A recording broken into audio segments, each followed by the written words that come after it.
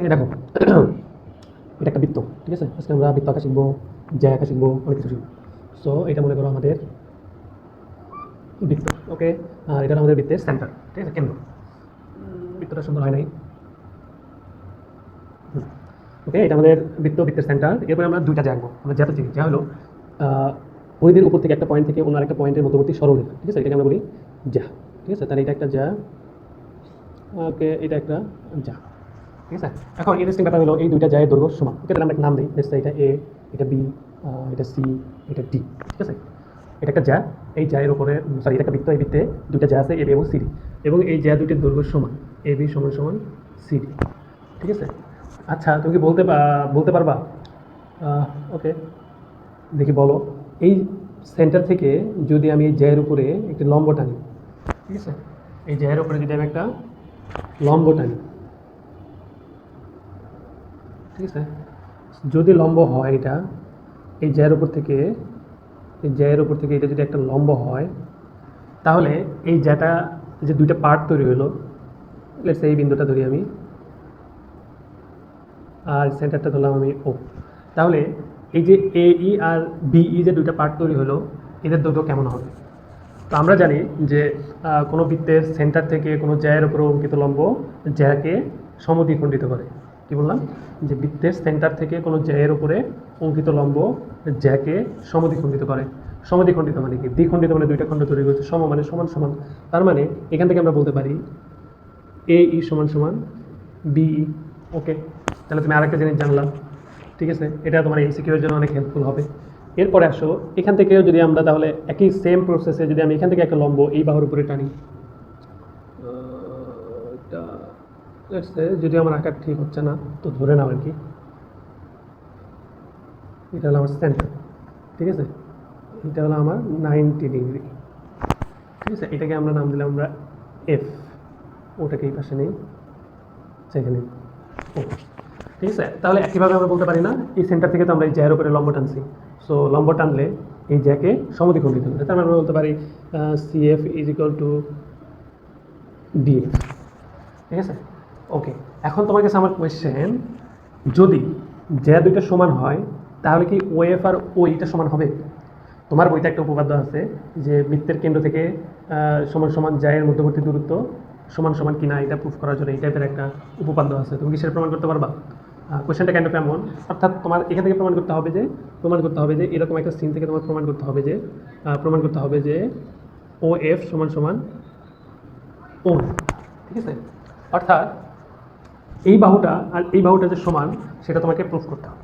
এখন ইন্টারেস্টিং বিষয়টা শোনো, সেটা হলো কোনো কিছু দুইটা বাহু সমান কিনা এটা প্রুফ করার সবচাইতে সহজ একটা ওয়ে হলো ত্রিভুজের বাহু হিসেবে কম্পেয়ার করা। যে লেটস সে আমি বললাম এই বাহুটা আর এই বাহুটা সমান কিনা, এটা আমি বের করা আমার জন্য সহজ হবে যখন আমি এই দুইটা বাহুকে এই দুইটা বাহুকে দুইটা ত্রিভুজে ইন্টিগ্রেট করতে পারবো, দুইটা ত্রিভুজের সাথে আমি জুড়ে দিতে পারবো। বুঝাতে পারছি? লেটস সে আমি এই বাহুটা আর এই বাহুটা সমান কিনা এটা প্রুফ করতে চাইলে আমি কী করবো, এই বাহুটাকে একটা ত্রিভুজের মধ্যে নিব আর এই বাহুটাকে একটা ত্রিভুজের মধ্যে নিব, এই বাহুটাকে একটা ত্রিভুজের মধ্যে নিব, এই বাহুটাকে একটা ত্রিভুজের মধ্যে, যে কোনোভাবে হতে পারে সেই ত্রিভুজটা। এরপরে আমরা ট্রাই করব এই দুইটা ত্রিভুজ সর্বসম কিনা, এই দুইটা ত্রিভুজ সর্বসম কিনা এটা আমরা প্রমাণ করার ট্রাই করব। যদি সর্বসম হয়, যদি সর্বসম প্রমাণ করতে পারো, তাহলে আমরা বলতে পারবো যে এই বাহুটা আর এই বাহুটা সমান। তারপরে সর্বসম মানে কি? যে ত্রিভুজটা দেখতে একই রকম, যে ত্রিভুজের আয়তন একই, যে ত্রিভুজের ক্ষেত্রফল একই, সেটা তো সর্বসম ত্রিভুজ, তাই কিনা? তাহলে সর্বসম ত্রিভুজ মানে কি? যে ত্রিভুজের তিনটা বাহুর দৈর্ঘ্য সমান সমান হবে আর কি, মানে কম্পেয়ারেবল আর কি, তুলনামূলক। লেটস সে এটা একটা ত্রিভুজ, এটা একটা ত্রিভুজ, ঠিক আছে? এর কোনো একটা বাহু যদি এই বাহুটা যদি এর কোনো একটা বাহুর সাথে ম্যাচ করে, এই বাহুটা যদি অন্য আরেকটা কোনো বাহুর সাথে ম্যাচ করে, এই বাহুটা যদি অন্য আরেকটা কোনো বাহুর সাথে ম্যাচ করে, তাহলে সেটাকে আমরা সর্বসম ত্রিভুজ বলতে পারি, ঠিক আছে? অন্যভাবে হতে পারে, লেটস সে কোনো ত্রিভুজের দুইটা বাহু সমান, এই বাহু আর এই বাহু সমান, আর তাদের মধ্যবর্তী যে কোণ অন্য একটা ত্রিভুজের দুইটা বাহু, অন্য একটা ত্রিভুজের দুইটা বাহু আর তাদের মধ্যবর্তী কোণের সমান। বুঝো? এই যে দুইটা বাহু, এই কোণটা যে আমরা চিন্তা করলাম, এই কোণ সংলগ্ন যে দুই বাহু আর এই কোণ সংলগ্ন যে দুই বাহু, এটার মধ্যে আমরা কম্পেয়ার করতেছি। এই কোণ আর এই কোণ যদি সমান হয়, তাহলে এই বাহু আর এই বাহু যদি সমান হয়, এইখানেও তাই, এই বাহু আর এই বাহু যদি সমান হয়, তাহলে যে থার্ড যে বাহুটা আছে সেটাকে আমরা কি বলতে পারি, সমান সমান, কারণ তখন আমরা বলতে পারবো যে এটা একটা সর্বসম ত্রিভুজ। একইভাবে তাহলে এবার আসে আমাদের মেইন পয়েন্টটাতে।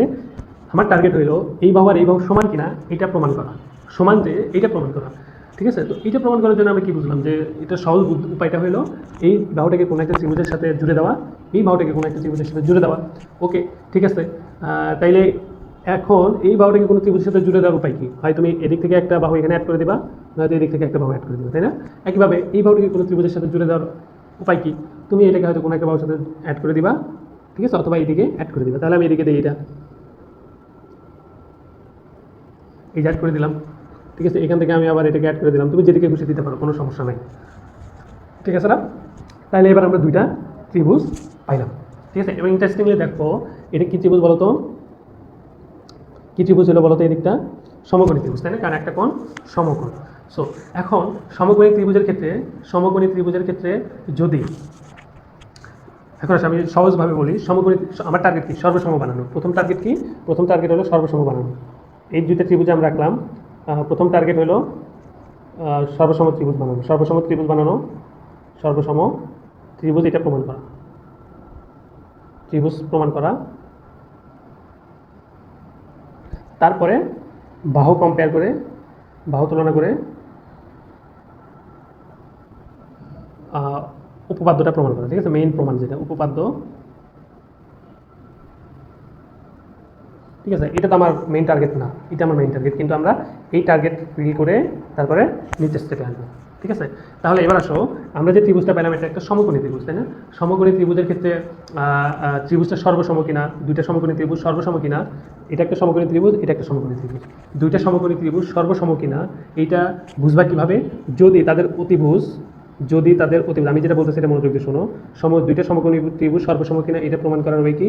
যদি তাদের অতিভুজ অন্য ত্রিভুজের অতিভুজের সমান হয় এবং তার একটা বাহু অন্য একটা বাহুর সমান যদি হয়, ঠিক আছে। একটা সমকোণী ত্রিভুজে কয়টা বাহু থাকে বলো তো? তিনটা, তাই না? সব ত্রিভুজে তিনটা বাহু থাকে, সব ত্রিভুজেই তিনটা বাহু থাকে। সো এই দুইটা সমকোণী ত্রিভুজ, এই অতিভুজ আর এই অতিভুজ যদি সমান হয়, এই অতিভুজ আর এই অতিভুজ যদি সমান হয়, এরপরে এই বাহুর সাথে যদি এই বাহু ম্যাচ করে, অথবা এই বাহুর সাথে যদি এই বাহু ম্যাচ করে, অথবা এই বাহুর সাথে এই বাহু যদি ম্যাচ করে, অথবা এই বাহুর সাথে যদি এই বাহু ম্যাচ করে, তাইলে আমরা এই দুইটা সমকোণী ত্রিভুজকে কী বলবো? সর্বসম ত্রিভুজ। আমি আবার বলি, ধরো দুইটা সমকোণী ত্রিভুজ আছে, তো আমি সুন্দর করে আঁকি। এটা একটা সমকোণী ত্রিভুজ,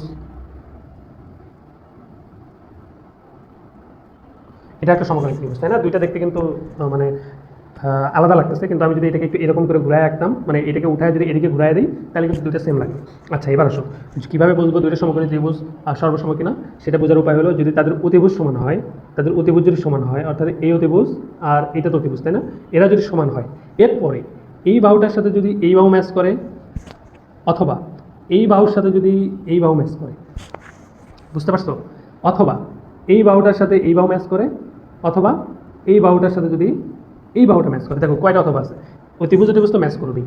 এখন আর একটা শর্ত, সেটা হলো এই বাহুর সাথে, মানে মেইন কথা, বাকি যে দুইটা বাহু আছে তার একটার সাথে অন্যটার যে দুইটা বাহু আছে তার একটা ম্যাচ করলেই আমরা বলবো যে সমকোণী ত্রিভুজ দুটা সর্বসম। তাহলে এবার আসি যে এখান থেকে আমরা সেই জিনিসটা প্রুভ করতে পারি কিনা। দেখো তুমি একটা জিনিস খেয়াল করো, এই একটা ত্রিভুজের সেন্টার থেকে আমরা তো জানলাম যে ত্রিভুজের পরিধির উপর থেকে পরিধির অন্য আরেকটি বিন্দুতে যদি সোজা সরলরেখা আঁকি, সেটাকে আমরা যা বলি।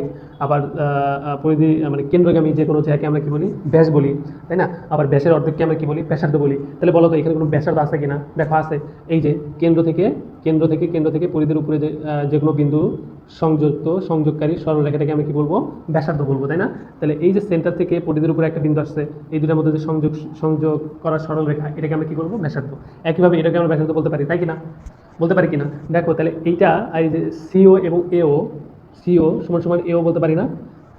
সিও সমান সমান যে এও, এটা প্রমাণে তুমি কি যুক্তি দিবা? যুক্তিটা হলো উভয়ই ত্রিভুজের বৃত্তের ব্যাসার্ধ, উভয় কি বৃত্তের ব্যাসার্ধ। তোমাকে এগুলো কিন্তু মুখস্থ করতে হবে, তুমি কিন্তু এগুলো জানো, ঠিক আছে? তুমি কিন্তু এগুলো জানো। তাহলে সিও সমান সমান এও, এটা প্রমাণ কি? এটা প্রমাণ হলো তার উভয়ই একটা বৃত্তের ব্যাসার্ধ, তাই না? আর বৃত্তের ব্যাসার্ধ কি আলাদা আলাদা হতে পারে? না, সেম। ওকে, গেল। তাহলে আমরা এই যে সমকোণী ত্রিভুজ প্রমাণের জন্য আবার খেয়াল করো, এই যে যেটাকে আমরা ব্যাসার্ধ বলতেছি, এটা এই ত্রিভুজের জন্য কি? এই ত্রিভুজের জন্য কি? সমকোণী ত্রিভুজের জন্য কি? অতিভুজ, তাই কিনা? সো তার মানে বলতে পারি এটা, এই যে এ ও যেটাকে ধরছে এটা একটা সমকোণী ত্রিভুজের অতিভুজ, সিও যেটাকে ধরছে এটাও একটা সমকোণী ত্রিভুজের অতিভুজ। তাহলে ওই যে আমরা সমকোণী ত্রিভুজ, দুইটা সমকোণী ত্রিভুজ সর্বসম কিনা তার দুইটা শর্ত ছিল, তাই না? সেই দুইটা শর্ত কী কী? যে তাদের অতিভুজ সমান সমান হতে হবে, তাদের অতিভুজ সমান সমান হইতে হবে। তার মানে এই যে এই কন্ডিশনটা ম্যাচ করছে, সিও সমান সমান এও। ওকে, আরেকটা বিষয় হলো, দেখো আরেকটা জিনিস কি, এখন আরেকটা টার্গেট হয় এই বাহুর সাথে এই বাহুটা ম্যাচ করাইতে হবে, অথবা এই বাহুটার সাথে এই বাহুটা ম্যাচ করাইতে হবে। বুঝা গেছে? বুঝতে পারছো কিনা? এই বাহুটার সাথে এই বাহুকে ম্যাচ করাইতে হবে, অথবা এই বাহুটার সাথে এই বাহুটাকে ম্যাচ করাইতে হবে। ঠিক আছে, কিন্তু তুমি তো এইটা ম্যাচ করতে পারবা না, কারণ এইটা তোমার প্রমাণ করতে হবে। এই বাহুটাকে তুমি এখন কনসিডারে সহজে আনবা না, এটাকে তুমি প্রমাণের টাইমে কনসিডারে আনবা। কীভাবে আনবা? ওকে দেখো, এবার আরেকটা কথা বলছিলাম যে এই যে আমরা দুটো জ্যা আঁকছি, এই যেখানে বলে দিচ্ছি এই জ্যা দুটি কি সমান সমান। দেখো আমি যখন সেন্টার থেকে এইটার উপরে যখন আমি লম্ব টানছি, তখন এই জ্যাটা কী হয়ে গেছে? সমান দুই ভাগ হয়ে গেছে, তাই কি না? তার মানে আমি যে এ বিকে অর্ধেক করলাম, এই যে এ বি এটাকে যখন আমি অর্ধেক করলাম, একইভাবে কেন কীভাবে অর্ধেক হলো এটা? এই যে এখান থেকে এ বি এর উপরে, সেন্টার থেকে এ বি এর উপরে আমি লম্ব টানছি, এই কারণে এ বিটা কী হয়ে গেছে? অর্ধেক হয়ে গেছে। একইভাবে আমি সি ডি এর উপরেও কিন্তু এই সেন্টার থেকে লম্ব টানছি, তার মানে আমি সি ডিটাকেও কী করছি? সিডিটাকেও আমি কী করছি? অর্ধেক করছি। ঠিক আছে, সিডিটাকেও আমি কী করছি?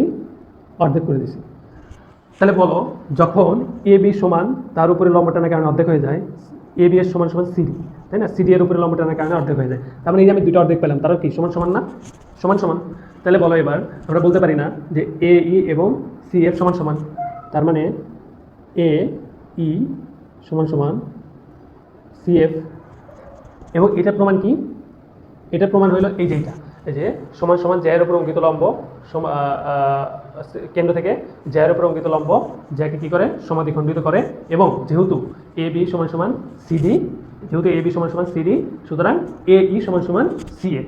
তার মানে আমি কি পাইলাম? দেখো এবার কিন্তু ওই যে সর্বসম প্রমাণ করার জন্য আমার কী লাগতো? যে অতিভুজ সমান কিনা, আর হইলো কোনো অন্য যে কোনো দুইটা বাহু আলাদা আলাদা, তাদের দুইটা বাহু, দুইটা ত্রিভুজের দুইটা বাহু, যে কোনো দুইটা বাহু একে অপরের সাথে ম্যাচ করে কিনা। ওকে, ম্যাচ করছে কিনা দেখো। তাহলে এই বাহু আর এই বাহুটা ম্যাচ করছে, তার মানে বলতে পারি কি?